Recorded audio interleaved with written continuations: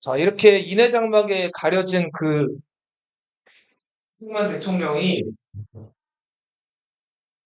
이제 자기 반대 세력들을 제거하기 시작을 하는데 조봉암이 30% 인기를 얻은 다음에 이제 본격적으로 대선 행보에 어떤 그 박차를 가하기 위해서 그 자기 따르는 사람들을 모아서 정당을 만들어요. 그 정당이 진보당입니다. 근데 이 진보당이 공산주의랑 연관이 있다는 혐의를 뒤집어 씌워가지고 이 조봉암을 이승만 정부에서 재판에 넘기거든요. 국가보안법을 위반했다는 이유로. 자, 근데 당시 재판정에서 그 이 조봉암이 무죄 판결을 받아요.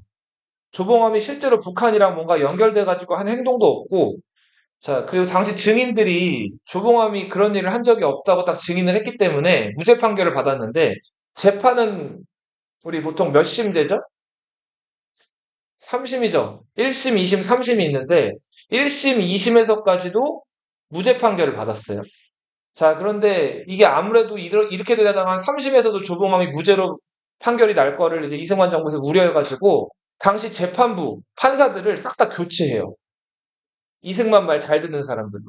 그리고 3심에서는 2심까지 무죄를 받았던 조봉암이 사형을 받아요. 자, 당시 그 조봉암이 사형당했던 이유는 국가보안법을 위반하고 북한의 김일성과 긴밀하게 연결돼서 대한민국 체제를 전복시키려는 음모를 꾸몄다. 당시 조봉암이 평소에 이런 얘기를 하고 다녔거든요. 평화통일. 6.25 전쟁이 끝난 지 얼마 안 된 상황에서 평화통일이라고 하는 게 이 당시 때는 굉장히 좀 금기시되는 얘기였는데 이 얘기를 일찍부터 하고 다녔단 말이에요. 자, 그래서 요거를 북한과 연결되어 있다는 혐의를 뒤집어 씌워서 조봉암을 사형을 시킨 사건이에요. 이게 58년에 일어난 무슨 사건? 진보당 사건이다. 자, 국가보안법을 더 강화해요. 그래서 신국가보안법을 만들어서 공산주의자들을 더욱더 많이 잡아서 이제 넣게 되는데 실제로 공산주의 혐의가 있었다기보다는 이승만 정부 독재에 대해서 비판하는 사람들을 잡아 넣은 악법이었어요. 그리고 이승만 정부를 비판하는 신문사, 경향신문을 폐간시켜 버렸죠. 자, 1960년 이제 이승만 대통령의 세 번째 임기가 끝이 나고 네 번째 대선이 치러지던 해였어요. 이 당시 이승만 대통령 나이가 이제 86세. 정말 고령이죠. 이건 지금도 고령이잖아요. 자유당의 관심사는 대통령 선거보다도 일단은 무슨 선거?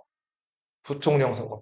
근데 왜 대통령 선거에 더 관심이 좀 덜했냐면 이승만의 또 강력한 라이벌로 나왔던 그 이승만 주변에 있는 사람들을 지당 장관, 낙로 장관, 병신 장관이라고 손가락질했던 이 조병옥 박사가 선거 유세 도중에 갑자기 좀 아파가지고 구토 이런 것들을 하거든요. 자, 그래서 병원에 입원해서 검사를 받아봤는데 뭔가 이상해요. 단순히 아픈 것 같지가 않아. 그래서 국내 의료기술로는 이걸 알아낼 수가 없다고 판단을 해가지고 그 선거 얼마 앞두고 미국으로 건너가요. 자, 그래서 정밀 검사를 받았는데 뭐가 나왔을까요? 위암 4기였어요. 4기면 보통 어때요? 사람이 살 수 있어요? 암이 많이 다 퍼진 거죠. 조병옥이 미국에서 치료받다 죽어요. 이승만은 자기 정치적 라이벌들이 계속 연거푸 어떻게 되고 있어요? 다 죽었죠. 자, 그렇게 해서 대통령 선거도 어떻게 보면 이승만의 쉬운 승리, 후보가 두 명밖에 없었기 때문에 그렇게 여겨지던 상황이었는데 문제는 민주당은 이제 부통령 선거. 과거 장면에서 졌었죠. 이번엔 이겨야 될 거 아니에요. 자, 과거에 그 나쁜 짓들 하던 자유당의 자금원이라든지 자유당의 어떤 횡포를 부릴 때 앞장서서 행동대장 역할을 하던 정치 깡패들, 이정재 같은 사람들을 또 동원해죠. 자, 그래서 3월 15일 날 선거날 대대적인 부정선거를 실시를 하죠. 깡패들 잘하는 게 뭐겠어요? 그렇죠. 사람들 이제 그 투표하려고 줄 서 있는데, 그죠. 사람들 또 역시 마찬가지로 몽둥이나 이런 것들 들고 다니는 위협하고, 자, 어깨 동무하고, 이 사람들 투표하러 들어가는데, 보통 기표소 안에 들어가서 투표하죠. 그죠? 이 기표소 안에 투표하러 가는데 여기 따라 들어가고. 자, 그리고 선거 보통 투표 너희 하는 날 투표 몇 시부터 시작하는지 알아요? 아침 6시에 시작을 해요. 자, 6시에 시작하는 투표소인데, 자, 4시, 5시에 그 투표 선거장 관리하는 사람들이 출근을 했는데, 자, 못 보던 투표함이 그냥 떡하니 이미 있어요. 자, 근데 이 투표함이 엄청 무거워요. 이 투표함 뭐죠? 투표가 시작되기도 전인데. 자, 근데 또 깡패들이 와가지고, 어이, 그거 왜 이래. 자, 데리고 나가요. 자, 그리고서는 그, 이제 뭐랄까, 그 선거관리위원회 사람들이 나와가지고, 막, 이 투표함 뭐냐고 물어봤는데, 이런 거 못 물어보게 한 다음에, 자, 그날 정상적으로 투표가 실시가 됐어요. 그리고 그 지역 개표를 해봤는데, 그 지역에서 투표할 수 있는 유권자 수가 5만 명인 지역이었어요. 근데 보통 5만 명이 다 투표해요? 아니죠. 그래서 요즘에는 투표수가 점점 낮아져가지고 뭐 절반 이렇게 투표하는, 절반도 못 투표하는 지역도 많은데, 아무튼 이 5만 명보다는 투표용지가 많이 나올 수가 있어요? 없죠. 근데 5만 명이 유권자인 지역에서 6만 표가 나와요. 사전에 미리 이기붕이랑 이승만 찍어놓은 투표용지를 가득 채워놓은 투표함들을 이 선거장에다 미리 넣어놓은 거예요. 깡패들이. 자, 이거는 선거라고 볼 수 있어요? 자, 이게 3.15 부정선거. 이 3.15 부정선거를 학생들이 딱 이제 비판을 하죠. 그러면서 나와서 시위를 해요. 당시 이제 이 3.15 부정선거에 대해서 저항했던 학생들은 주로 고등학생들이었어요. 마산상구 학생 김주열 군이 이 시위에 막 저항하다가 당시 이 시위대를 진압하려고 경찰들이랑 막 그 경무대 관계자들이 나와가지고 시위를 막았는데 이때 이 경찰들이 시위대들 흩어지라고 쏘는 그 연막탄이 있어요. 그쵸. 그 뭐라고 한다고요? 자, 최루탄을 쏘는데, 최루탄은 법적으로 쏴야 되는 그 각도가 있어요. 자, 어디로 쏴야 될까요? 그죠. 하늘 위로 쏴야 돼요. 자, 근데 이 최루탄을 저 시위 막는 부대가 어디다 쐈을까요? 그죠. 이 앞에다가 시위하러 오는 그 학생들한테 정면에다 쏜 거예요. 근데 그 최루탄이 이제 거의 선생님 한 주먹만 하거든요. 이 주먹만한 최루탄이 그 시위하는 학생들한테 막 가서 막 꽂히고 맞고 막 이렇게 된 거예요. 자, 그러다가 김주열 군이 최루탄을 정통으로 맞았는데 어디 맞았을까요?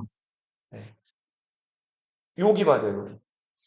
네, 미간이죠, 미간. 네. 자, 여기 맞으면서 최루탄이 여기를 뚫고 들어간 거예요. 자, 그렇게 해서 그 자리에서 즉사를 했죠. 근데 이거를 이 최루탄 박씨 시체가 막 그 시위대 손에 넘어가게 되면은 여론이 더 안 좋아지잖아요. 경찰들이 이 시체를 잘 이렇게 그렇게 자기들이 몰래 가져다가 마산 앞바다에다가 버린 거예요. 김주열 군이 원래 고향이 전라북도 남원이었어요. 근데 마산으로 유학을 와 있던 건데 그 남원에 살던 김주열 어머니가 김주열이 연락이 안 되니까 이 마산으로 찾아온 거예요. 그리고 그 선거 있었던 날부터 한 달 동안을 이 김주열을 마산 온갖 곳을 다 뒤집어 다니면서 찾아야 돼. 찾아도 아들이 나와야 안 나와요. 못 찾았죠. 자, 시체가도 찾고 싶다. 그러면서 울며 불면서 다니다가, 자, 그, 마산경찰서에 신고가 들어온 거예요. 신고가 들어왔는데, 자, 저기 시체가 떠 있다. 교복 입은 학생. 자, 그래서 그 학생 시체를 건져봤더니, 자, 얼굴은 이미 많이 다 썩어 있었는데, 얼굴 여기 가운데 뭐가 박혀 있어요? 네, 최루탄이 박혀 있었죠? 그리고 여기 당시에는 이제 학생들 교복에다가 이렇게 이름을 박아놓고 다녔거든요? 그 이름이 누구였어요? 김주열이었죠? 자, 이 김주열의 죽음, 그리고 김주열 죽음에 슬퍼하는 김주열 어머니의 어떤 모습들이 신문에 이제 막 나오게 되면서 대대적으로 그 부정선거에 대한 네, 규탄, 그리고 전국적인 그 시위가 일어난단 말이에요. 이때 뭐 그 대학 교수들이 이제 연거푸 모여가지고 이승만 정부 비판하고 이승만 물러가라는 시위 서명문을 쓰게 되고, 자, 결국은 4월 19일 날 학생들과 일부 지식인들을 중심으로 대대적인 반정부 운동이 일어나는데, 이 혁명을 뭐라고 부른다? 60년 무슨 혁명?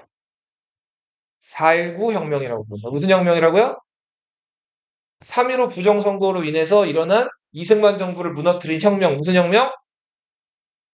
이승만 대통령이 한 일주일 정도 이 추이를 지켜보다가 스스로 물러나겠다고 선언을 해요. 이걸 뭐라고 불러요? 하야라고 부르죠. 사퇴를 한 거죠. 하야하게 되죠. 그리고 이승만은 어디로 망명 갔을까요? 하와이로 망명을 가죠. 얼마 안 걷죠. 근데 5년을 더 살아요. 91세까지 살아요, 이승만은. 이승만이 하야한 다음에 허정이라는 사람이 이승만 뒤를 이어가지고 잠시 정부를 이끌어요. 자, 새 정부 들어서기 전에 잠시 그 이어가는 정부들을 과도기에 있는 정부라고 부르죠?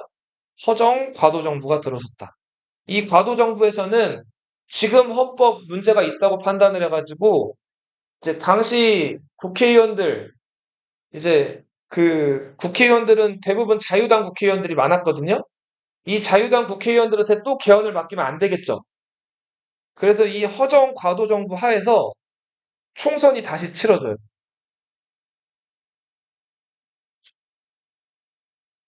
이게 5번째 총선인데 5대 총선이에요. 여기서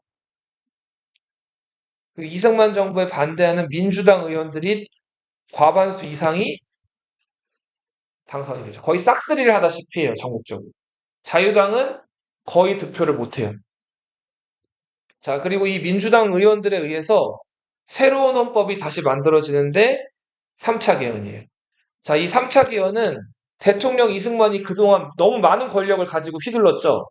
그래서 대통령에 대한 권한을 대폭 낮추고, 대신에 대통령이 국회의원들 그 추천을 받아가지고 총리를 임명하는, 그 총리에게 막강한 권한을 씌는 개헌이 세 번째 개헌이에요. 자, 대통령 권한을 대폭 낮추고, 그리고 대신에 국회의원들 중에서 가장 명망 있고 국회의원들이 추천한 인물을 대통령이 국회 동의를 받아서 임명하는, 누가 권리를 많이 가지고 있었다? 총리가 권한을 많이 가지고 있는 이 세 번째 개헌. 자, 이 개헌이 의원 내각제 개헌이라고 불리는 개헌이고 3차 개헌이에요. 자, 여기서 대통령으로 선출된 사람이 윤보선이라는 사람이었고, 이 사람이 민주당 의원이었어요. 그리고 국무총리로 국회에서 지명된, 그리고 대통령도 동의한 그 국회의원이 장면이라는 사람이었어요. 자, 근데 실권은 대통령에게 있었다, 총리에게 있었다? 총리에게 있었죠. 윤보선은 나라 얼굴마담 대표로서만 이제 존재했을 뿐이고, 크게 어떤 실권은 없었는데, 그래도 대통령 윤보선이 한 일이 딱 중요한 게 하나가 있어요.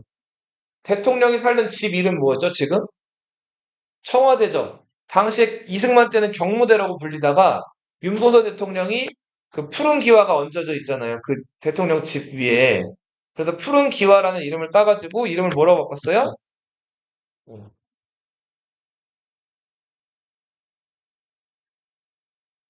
4.19 혁명 당시에 그 학생들이랑 지식인들이 막 시위를 너무 격렬하게 하니까, 당시 이승만 정부에서 경찰 보고 이걸 막으라 그랬어요. 근데 경찰들이 막다가 너무 시위대가 거치니까 어떻게 했을까요? 총을 쐈어요. 그래서 이때 대학생들 몇 명이 죽는단 말이에요. 근데 대학생들은 죽었는데, 문제는 거기에 대한 보상이나 이런 어떤 것들이 잘 이루어지지를 않았어요. 자, 그래서 그 유가족들이 정부에게 따져요. 지금 정권도 교체되고, 세상이 바뀌었는데, 어떻게 4.19 혁명 일으키다가 죽은 우리 유가족들이나 그 죽은 사람들을 위한 어떤 뭐 애도라든지 보상이라든지 이런 걸 왜 안 해주느냐 하고 국회에 몰려가지고 따진단 말이에요. 그래서 이 사람들을 위해서 헌법을 다시 한번 바꿔요. 잘 봐봐. 이승만 정권이 있던 시절에는 4.19 혁명을 주도했던 혁명 세력들이 당시 헌법상으로는 위법한 사람들이었죠. 법을 어긴 사람들이었죠. 경찰이나 정부에 대항했으니까. 그죠? 근데 이거는 누가 봐도 이승만 정부가 잘못한 거고, 그 결과 이승만이 하야하고 쫓겨나기까지 했죠. 정부가 교체됐잖아요. 그런데 법적으로 봤을 때는 그 이승만 정부가 있었을 당시에는 4.19 혁명을 주도했던 사람들이 위법자였단 말이에요. 법을 어긴 사람들. 그래서 이 사람들에 대한 보상이 잘 안 이루어지고 있었는데, 자, 이거는 아무리 봐도 국민정서상 말이 안 되는 거죠. 자, 그래서 4.19 이후에 그 죽은 사람들, 유가족들이나 죽은 사람들을 위해서 그 사람들에게 보상해주기 위한 새로운 법이 만들어져요. 자, 이게 네 번째 개헌, 4차 개헌 내용. 행위 당시에는, 행위 당시에는 그 처벌의 대상이 아니었어요. 총쏜 경찰들이. 왜냐하면 폭도라고 규정을 했으니까, 이승만 정부가 혁명을 일으킨 사람들. 그런데 그 경찰들이 시위대한테 학생들한테 총 쏜 거 누가 봐도 잘못한 거죠. 자, 그래서 행위 당시에는 불법이 아니었지만 이미 일어난 다음에 나중에 법을 바꿔가지고 과거에 그렇게 총 쏜 사람들을 처벌한 거예요. 자, 이거 좀 어려운 법률 용어예요. 이런 걸 소급이라고 불러요. 이게 좀 이렇게 부르는데 사후법이라고 불러요. 이 사후법은 원래 굉장히 조심스러운 거예요. 이렇게 만들어지면 원래는 안 되는 법이에요. 지금 우리 대한민국 헌법이나 대한민국 법체계하에서 잘못이 아니었던 거예요. 근데 미래의 법을 만들어가지고 지금 이 과거에는 잘못이 아니었던 거를 미래에 만든 법에 어긋난다고 해가지고 처벌하는 거라고. 원래는 이런 법이 만들어지면 돼야 안 돼요. 안 되죠. 근데 과거에 이승만 정부가 너무 잘못한 거잖아요. 이건 확실하게. 그 시위대한테 총 쏘고 학생들한테 막 최루탄 쏘고 이런 거 잘못한 거잖아요. 그래서 법을 나중에 만들어가지고 그때 총 쏜 사람들을 처벌한 거예요. 음. 자, 이게 소급 입법 개헌, 4차 개헌의 내용들이에요. 자, 민주당은 이제 이승만 정권을 무너뜨리고 비로소 민주정치를 할 만한 기회를 얻었어요. 그리고 이제 민주정치를 잘 하면 되는데 문제는 기회를 얻었지만 민주당 내에서 분열이 일어나요. 자, 대통령을 끼고 있던 구파. 윤보선은 윤보선대로 내가 대통령이야. 나는 얼굴 마담이 아니야. 권력을 행사하려고 들었고, 자, 반면에 계속 이기붕을 이기면서 인기가 많았던 민주당의 누구? 장면. 총리는 또 총리대로 자기 권한대로 이제 내각을 이끌어 가려고 그랬단 말이에요. 자, 이들이 결국은 대립을 하게 되면서 민주당이 이렇다 할 정치적으로 그 단합된 모습을 못 보여줘요. 자, 육군 참모총장. 참모총장은 별이 몇 개예요? 요 당시 때는 3개였는데 원래는 별이 몇 개죠? 대장은 몇 개예요, 별이? 그래서 4개, 4개. 5개는 한국에는 지금 없어요.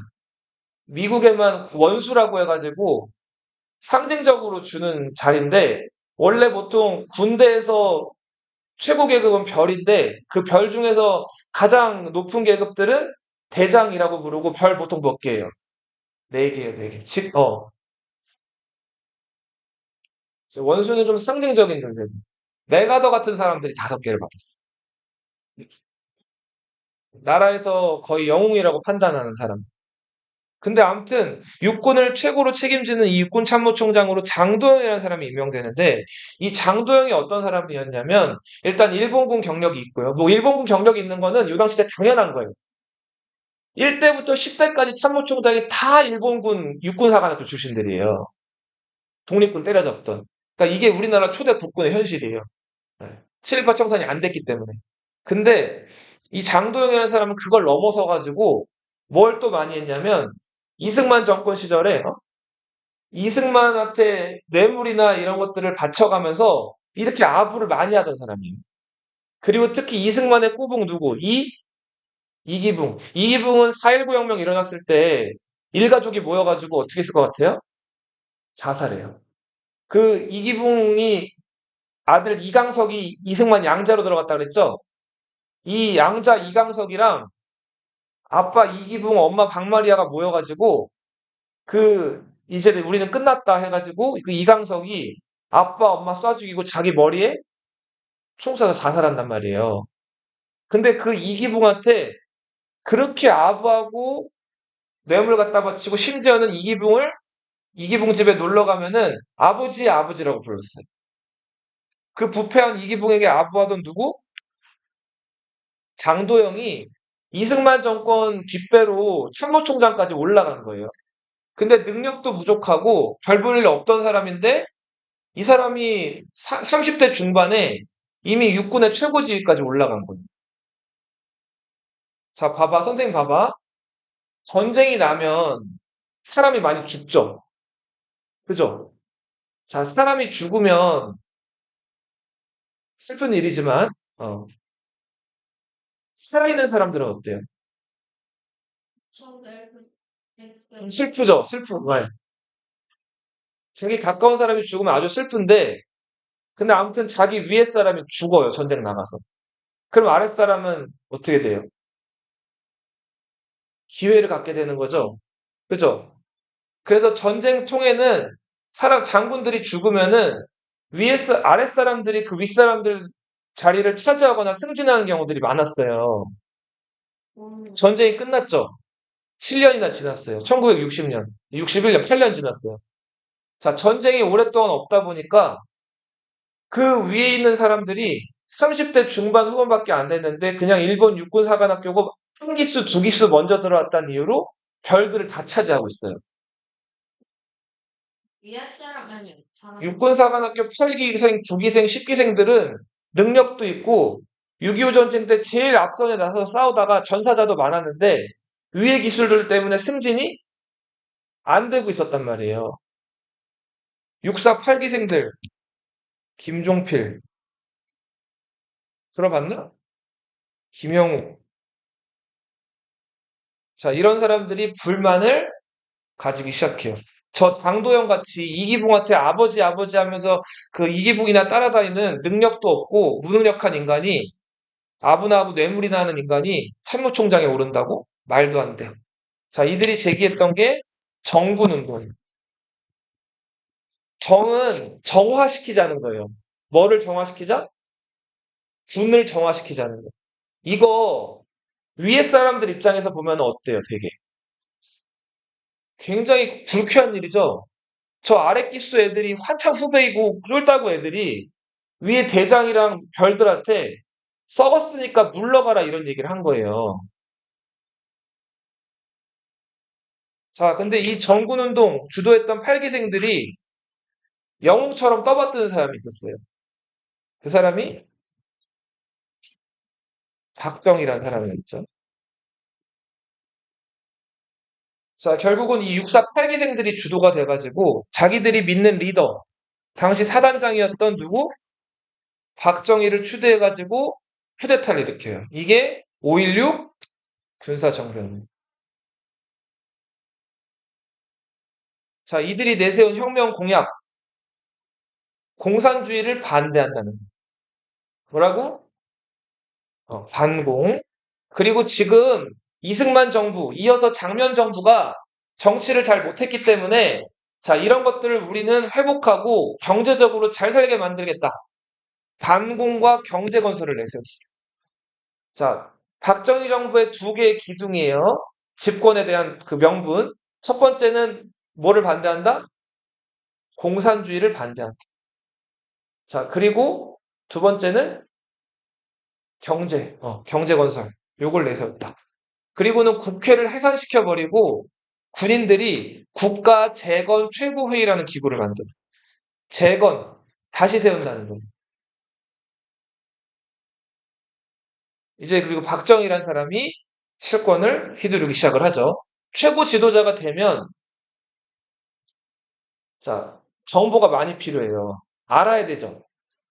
자, 알아야 되는데 통치하고 다스리기 위해서 아는 건데, 때로는 자기를 비판하거나 반대하는 사람들도 제거하거나 없애버려야 할 필요들이 생기겠죠, 독재자들은?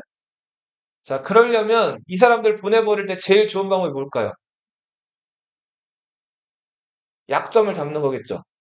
그렇죠? 약점을 잡으려면 그 사람에 대해서 어떻게 해야 돼요? 낱낱이 알아야 되죠.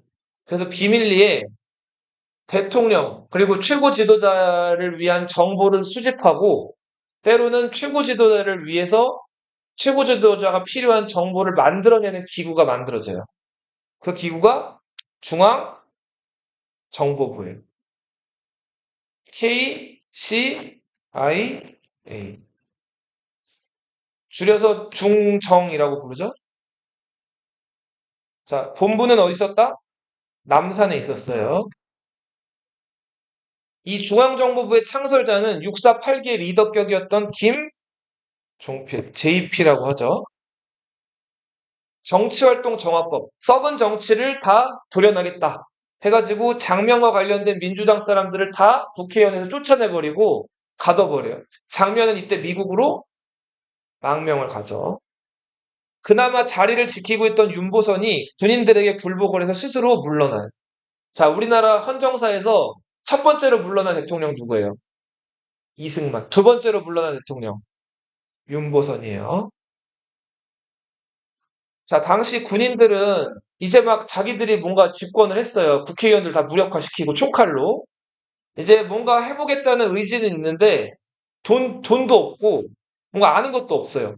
근데 일단 필요한 거는 뭐 개혁하고 뭐 하려면 뭐가 필요하죠? 돈이 필요하죠. 자, 그래서 일본으로부터 빠찡포. 빠찡포가 뭔지 알아요? 드륵 레버 내리면은 막 삐리리리 뭐 구슬 같은 거 돌아가가지고 하는 도박 기구예요, 이거. 예. 뭐 동전 같은 거 막 나오는 그런 도박 기구인데 이거 도박이기 때문에 아무튼 국민들 정서라든지 이런 것들에는 별로 좋지는 않죠. 자, 근데 이거 그래도 중독성이 있기 때문에 자, 요거 하나 설치해 놓으면 수입이 꽤 짭짤하죠. 그래서 이런 것들을 일본으로부터 사오고 자, 그리고 군인들이 나서가지고 주가를 조작해요.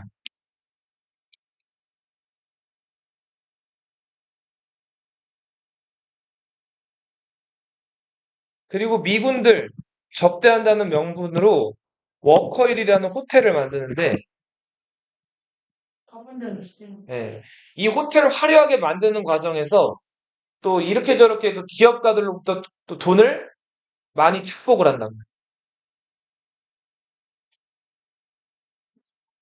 자, 그리고 당시 이제 환이라는 돈을 썼는데 이거를 원으로 바꾸는 급격한 화폐 개혁을 해요.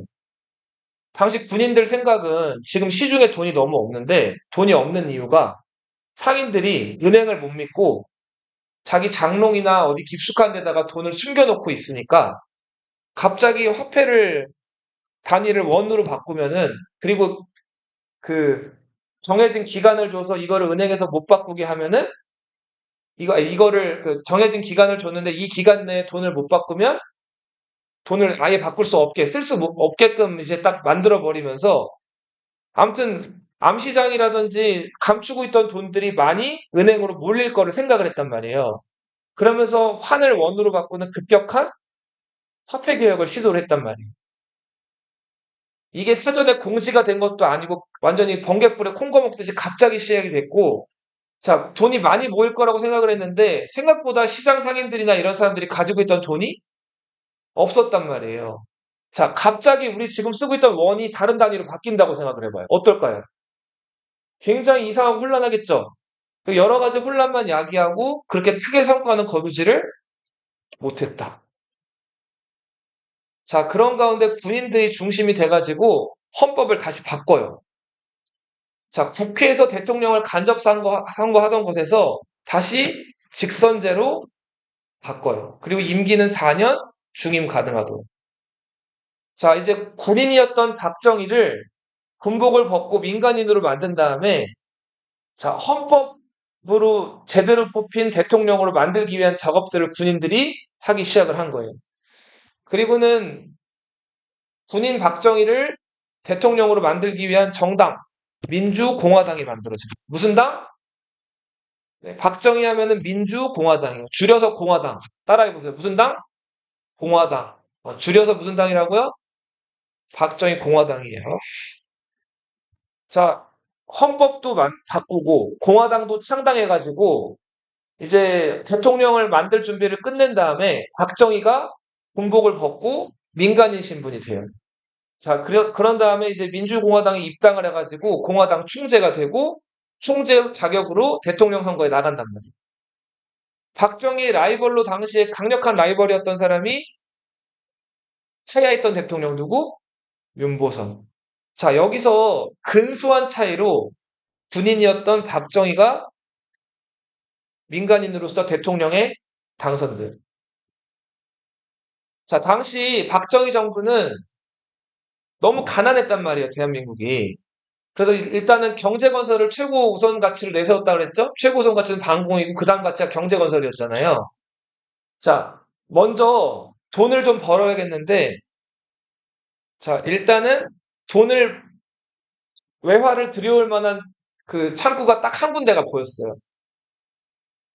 해방 이후에 우리 일본이랑 여전히 서먹서먹한 관계였어요. 일본은 우리 식민지배 35년 동안 했죠. 그러다가 물러났는데 이승만 정권 때는 일본이랑 외교 관계가 수립되기가 어려웠어요. 감정이 있으니까. 자, 그러면서 막 일본과의 수교가 재개가 안 되고 있었는데 박정희 대통령 출신이 무슨 출신이에요? 그쵸? 군인인데 어느 군 출신이에요? 일본군 출신이죠? 일본어도 잘했을 뿐만 아니라 박정희 대통령 5.16으로 처음에 집권하자마자 일본을 건너가거든요. 그래서 일본 유력 정치인들을 만나는데 그 일본 유력 정치인들 만나기 전에 일본의 대표 누구예요? 천황을 만나요. 근데 그 천황 만난 자리에서 박정희가 어떻게 했을 것 같아요? 절을 한다고. 자, 박정희가 뭐 했다고 천황한테? 절을 하고 일본 그 유명한 저 국회의원들 찾아다니면서 꾸벅꾸벅 숙이면서 악수를 했어요. 그 국회의원들 대부분 일본 군 출신들이 많거든요. 자, 여기서 알 수 있는 거 일본 생각은 이제 대화가 그치, 통하는 사람을 만났다 이거예요. 자, 그렇게 해서 박정희는 그 처음에 집권 초반부터 일본에 대해서 굉장히 좀 뭐랄까 이제 화해 제스처라든지 이런 것들 일본과 다시 외교 관계 물꼬를 트이는 그런 발언들을 많이 하다가 자, 냉랭했던 일본 관계에 대해서 이제 수교를 맺는단 말이죠. 이게 한일 협정인데 이때 일본으로부터 무상 안 갚아도 되는 거 3억 불, 유상 갚아야 되는 거 2억 불. 자, 이렇게 해서 5억 불을 일본에게 받게 돼요. 그리고 이 5억 달러를 경제건설 발전 자금으로 아주 요긴하게 잘 쓴단 말이에요. 근데 일본에 대해서 이렇게 수교하고 외교 재개하는 거에 대해서 대학생들이 막 시위하고 반대를 한단 말이에요. 이게 무슨 시위다? 6.3 시위다. 당시 미국이 베트남이 공산화되기 직전이었단 말이에요. 선생님 잘 봐. 집중해. 자, 베트남이 공산화되기 직전이어서 그 베트남 안에 그 자본주의자들을 지지한다는 명분으로 미국이 군대를 보내요. 이게 월남전이에요. 베트남 전쟁 들어봤죠? 근데 솔직히 말하면 베트남 안에서 베트남 사람들끼리 일어난 일인데 여기 미국이 힘세다고 그냥 개입을 한 거예요. 이거 국제사회에서 여론이 좋았을까요? 안 좋았을까요? 안 좋았어요. 그런데도 미국이 자, 우격다짐으로 여기 참전을 한 거예요. 어떤 나라들도 대부분 여기에 동조를 안 해요. 근데 어떤 나라가? 자, 우리 한국, 대한민국의 박정희가 손들고 이 베트남에 군대를 보내겠다고 나선 거예요. 자, 군대를 보내준다니까 미국 입장에서는 어때요? 고맙죠? 대신에 우리 대한민국 정부 공짜 없죠. 군대를 보내는 대신에 미국으로부터 막대한 돈을 받게 된단 말이에요. 당시 미국이 워낙 급하기도 하고 대한민국 같은 나라, 어떤 나라든 한 나라만 참여해주는 것만 해도 미국에게는 응원이나 힘이 됐기 때문에 미국의 국무장관이었던 브라운이 직접 와가지고 한국에게 각서를 쓰고 가요. 자, 너희가 파병하면 우리가 뭐 주겠다? 달러, 돈 주겠다. 자, 이게 브라운 각서고 이걸로 인해서 베트남 파병이 실시가 됩니다. 자, 사람들은 어수선하고 혼란한 거 좋아해요? 안정적인 거 좋아해요? 자, 군인이었고 정치 경력은 없는 사람이었지만 그래도 일본이랑 수교를 맺기도 하고 물론 문제는 있었지만 베트남의 파병에서 돈 외화도 벌어왔단 말이에요. 자, 이렇게 점점 안정적이고 돈을 벌어오는 모습 같은 것들을 보이니까 국민들이 지지를 하기 시작을 해요. 그래서 첫 번째 임기 끝나고 두 번째 대선에서도 박정희가 더 큰 표 차이로 윤보선을 누르고 재선에 성공한단 말이에요. 자, 당시 북한과의 관계가 잠시 냉랭했던 적이 있어요. 자, 북한에서 저 박정희, 어, 저 박정희 모가지 딴다고 북한 평양에서 그 특수부대를 만들어요. 그런 다음에 그 당시 이제 그 31명, 어, 이 31명의 특수부대를 보내가지고 이 청와대를 공격해 들어와요. 자, 이때 막 군인, 경찰이 총동원돼가지고 이 북한의 특수부대를 막 포위해가지고 이제 죽이려고 하는데 이 특수부대들이 워낙 잘 훈련된 부대라 가지고 이 특수부대 31명을 다 잡지를 못해요. 얘네들이 서울을 막 활보하고 다니면서 막 경찰들 쏴 죽이고 군인들 쏴 죽였단 말이에요. 자, 그러다가 계속 추격망을 좁혀오니까 막 산으로 숨어 들어가기도 하는데 한 명은 결국은 북한으로 다시 도망가 버렸어요. 자, 29명은 다 사살, 죽여버렸고, 한 명 어떻게 했을까요? 잡았어요. 자, 그 사람이 김신조라는 사람. 자, 이 김신조 부대가 청와대를 습격한 68년 1.2일 사태. 이 충격적인 사건이었죠. 자, 그런데다가 이 푸에블로우는 미국 배인데, 당시 이제 그 북한이랑 남한 해역을 이렇게 왔다 갔다 하다가 우연히 그 북한 해역 쪽에 그 북한 영토 쪽으로 좀 가까이 갔다가 이 푸에블로우가 북한 쪽에 납포가 돼요. 납포라고 하는 건 배가 납치되는 걸 납포라고 불러요. 자, 이렇게 해서 공산주의자들 반대하는 분위기가 더 한동안 들끓어오르게 돼요. 자, 우리 저 박정희 모가지 딴다고 김신조 부대가 왔었죠.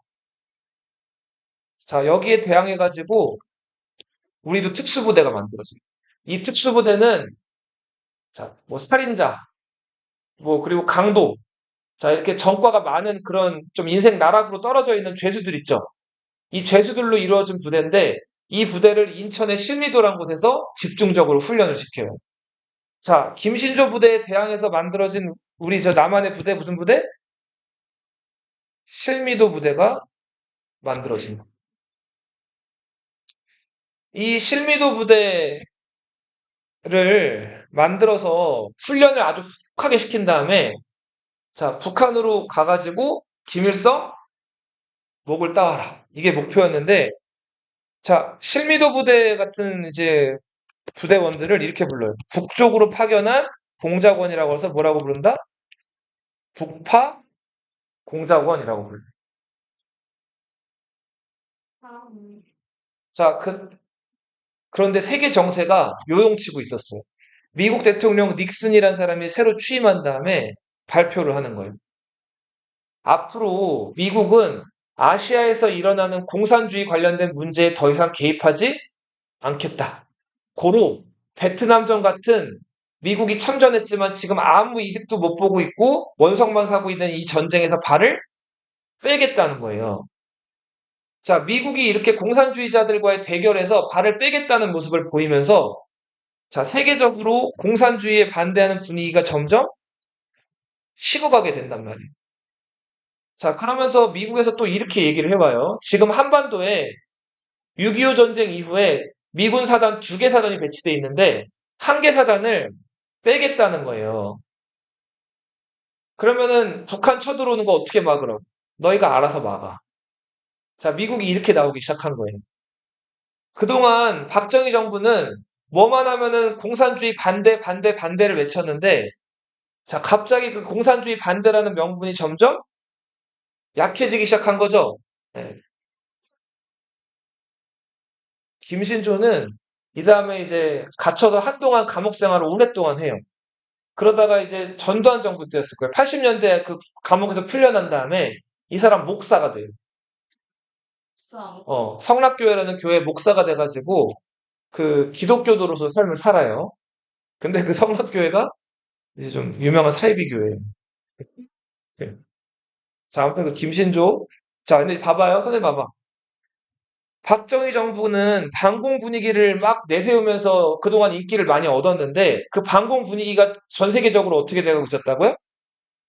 약해지고 있어 식어가고 있었다고 그랬죠? 점점 박정희 정부가 내세운 슬로건 하나가 무너져가고 있었던 거죠. 자, 실미도 부대도 한때 김일성 목을 따자 했는데 정부 차원에서 봤을 때 이거 김일성 모가지 따러 이거 보내는 건 이제는 안 되겠는 상황이 된 거예요. 그래서 실미도 부대 선생님 봐봐. 그동안 잘 먹이고 훈련을 엄청 열심히 시켜가지고 키워놨던 부대인데 쓸모가 없어진 거예요. 자, 잘 먹이던 부대에게 갑자기 식사 배급량이 줄어들어요. 자, 그동안 막 고기며 뭐며 많이 먹였는데 이제는 그 식량 배급 보면은 킬대기밖에 없어요. 자, 밥도 조금씩밖에 안 줘요. 자, 그리고 이제 정부에서는 뭔가 명령이 이제 와야 되는데 아무 명령도 안 내려와요. 자, 그러던 어느 날 이제 그 실미도 부대를 이끌던 그 군 사령관들한테 명령이 내려왔어요. 얘네 다 어떻게 해라고? 얘네 다, 이 사람들 다 전과자들이고 살인자들이고 이런 사람들이잖아요. 그리고 원래 이 사람들 알면 안 되는 비밀 여러 가지를 많이 알고 있잖아요. 대장한테 애들 구하 다 죽이라고. 그죠? 자, 정부에서 실미도 부대 해체와 동시에 이 부대원들 다 죽이라는 명령이 내려옵니다. 자, 그런데 실미도 부대원들이 이 소식을 먼저 알아요. 자, 이 워낙 실미도에서 같이 생활을 하다 보니까 이 간부들이랑 부대원들 사이에도 친밀 관계가 형성이 된 거예요. 근데 이 소식을 우연찮은 기회에 그 간부들 얘기하는 걸 엿듣게 된 거예요. 자, 죽느니 어떻게 하겠다? 죽이겠다. 자, 그래서 실미도 부대원들이 그 실미도 섬 안에서 자기들 평소에 가르쳐줬던 훈련 교관들을 다 죽이고 실미도 섬 밖으로 나와요, 배 타고. 자, 나온 다음에 그 인천이라 그랬죠? 그 인천에 있는 버스 하나를 탈취해요. 그 다음에 실미도 부대원들이 그 버스에 타가지고 이번엔 누구 모가지 따겠다? 박정희 모가지 따겠다는 거예요. 우리 그리고 간첩 아니다. 자, 그러면서 자기들 얘기 막 하면서 이 버스가 진짜 빠꾸 없는 그 질주를 해요. 저 청와대 쪽으로. 자, 근데 경찰이랑 군인들이 이 소식 접수했죠. 바리케이트 쌓고 사방에서 막 총알을 난사한단 말이에요. 자, 그런데도 이 실미도 부대원들이 그 버스 안에서 막 총격하면서 경찰이랑 군인들을 많이 죽였거든요. 결국은 이 실미도 부대원들이 탄 그 버스에 폭탄이 투하가 돼요. 자, 이렇게 해서 이 실미도 부대원들이 모두 죽게 되죠. 영화로도 만들어졌죠? 실미도. 나중에 크면 보세요. 네. 자, 이렇게 반공 분위기가 가라앉는 가운데 박정희 대통령이 재선도 이제 끝나가죠. 63년에 당선돼서 67년, 67년에 재선돼가지고 71년까지가 임기였는데, 자, 두 번이면 끝이잖아요. 한 번만 더 하겠다. 6차 개헌이. 몇 선 개헌? 자, 이것도 당시 신민당이라는 야당 의원들이 동의를 해줬어야 되는데, 야당 의원들이 이거 동의해 줄 리가 없죠. 이 개헌안 통과에 대해서. 그래서 당시 공화당 의원들이 새벽 2시에 국회 옆에 있는 국회 제3별관에 모여요. 자, 모인 국회의원들 122명만 모인 가운데 자, 신민당 의원들 빼놓고 자기들끼리 임시국회를 비상으로 열어가지고 여기서 삼선 개헌안을 통과를 시킨단 말이에요. 자, 이렇게 해서 날치기로 통과된 게 삼선 개헌. 자, 그 다음에 이제 박정희 대통령이 출마할 수가 있게 됐죠? 자, 그렇게 돼서 7대 대통령으로 출마를 해요. 이때 야당에서 박정희의 대항마로 처음 나왔던 사람, 40대 기수론, 젊은 대통령, 이걸 내세웠던 김대중이 여기 이제 나타나게 되죠.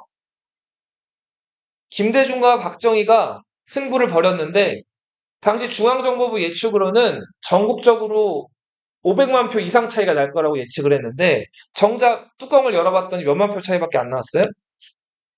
그리고 김대중이 연설을 굉장히 잘했어요. 연설 도중에 계속 이런 얘기를 해요.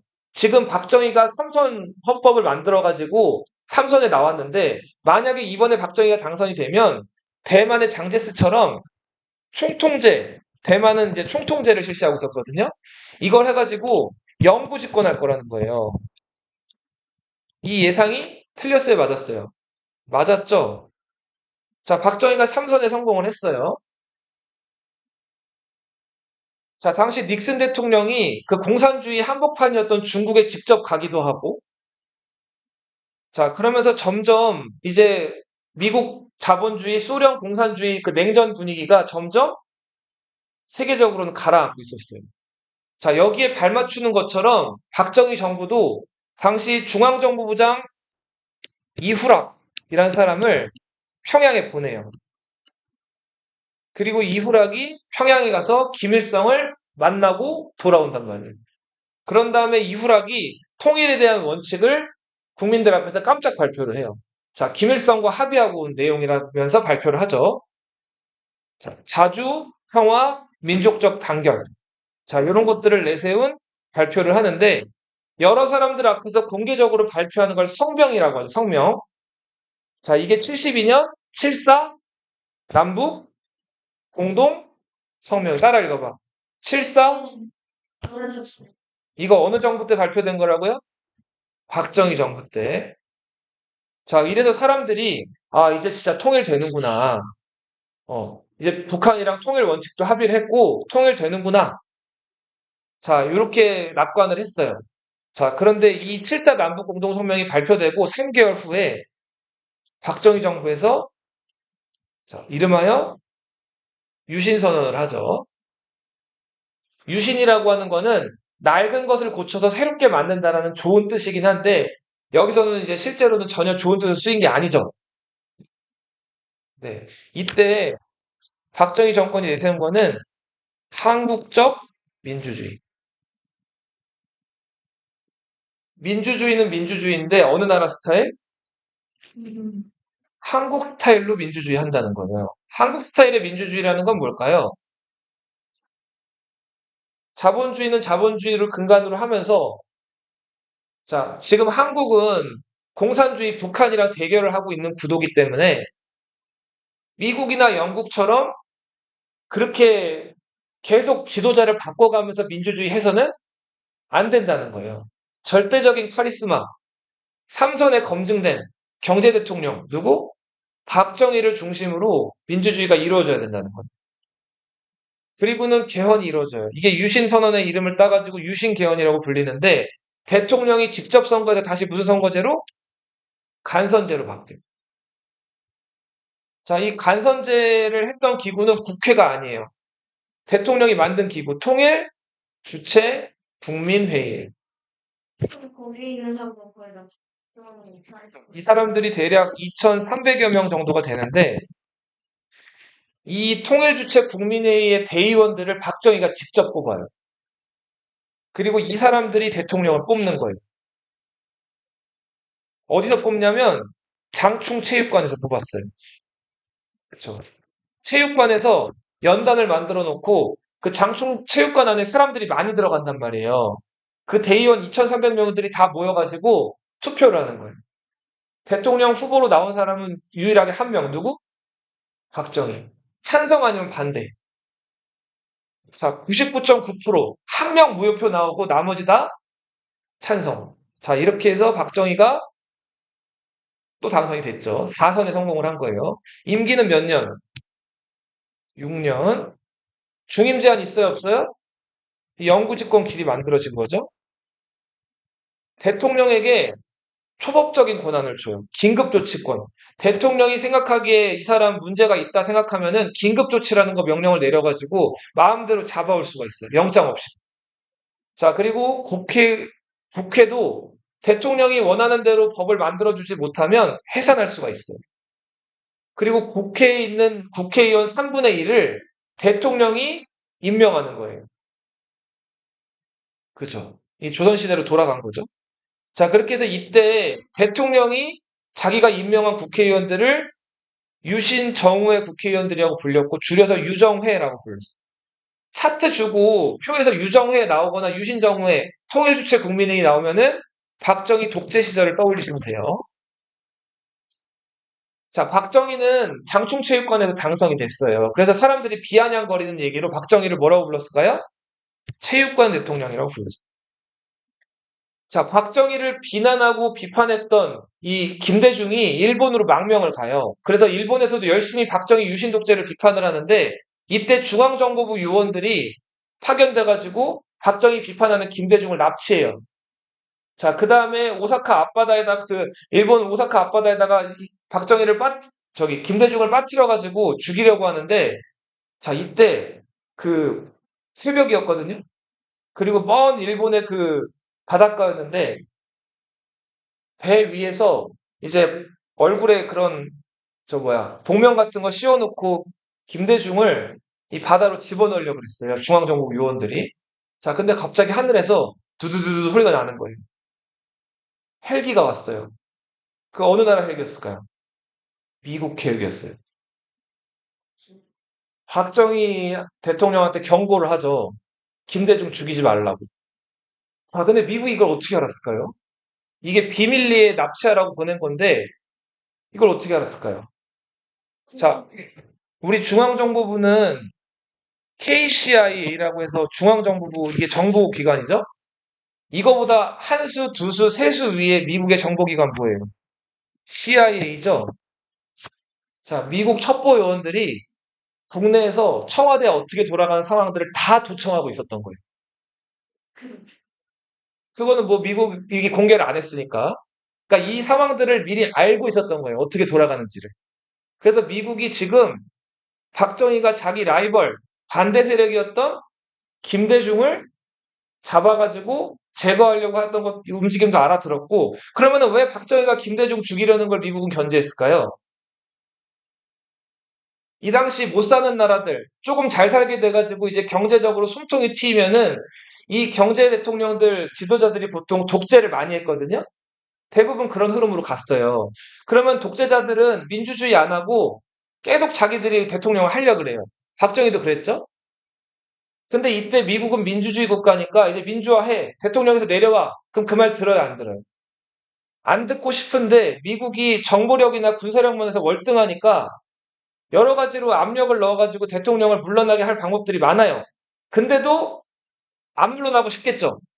그러면 그 개발도상국 경제 대통령들은 보통 최후의 수단들을 마련해요. 뭐 개발에 착수할까요? 핵 개발에 착수한단 말이에요. 박정희 정부에서 요 무렵에 자, 미국에게 휘둘리지 않게끔 뭐 개발에 착수하고 있었어요? 핵 개발에 착수했단 말이에요. 말 안 듣고 이제 핵 만들어 놓은 다음에 이제 미국이 뭐라 그러면은 우리도 핵 있어, 핵 쏠 거야 이런 식으로 나오려는 전략인 거죠, 그러니까.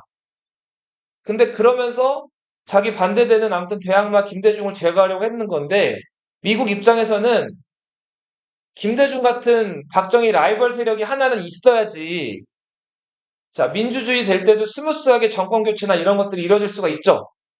자, 그래서 아무튼 미국은 그렇게 독재하려는 대통령들이 있으면 그 반대 민주화 세력들, 그 우두머리들은 꼭 미국이 지켜주는 세계적인 그 정세를 봐서 그랬단 말이에요. 자, 그래서 아무튼 김대중을 납치하려던 사건들이 여기서 무산이 돼요. 여기서 알 수 있는 거는 유신 독재 시절이 무서운 시절이었죠? 자, 그래서 아무튼 박정희 유신 독재 반대해가지고 여러 사건들이 있었어요. 요 시간 관계상 다 얘기하기는 좀 어렵고. 자, 그리고 6년이 지나서 다시 한번 대통령 선거가 치러져요. 자, 당연히 통일주체 국민회의에서 박정희 대통령을 위해 만들어진 단체니까 박정희가 쉽게 당선이 됐죠. 하지만 박정희 대통령 집권 말기에 한국이 경제적으로 어려움을 겪어요.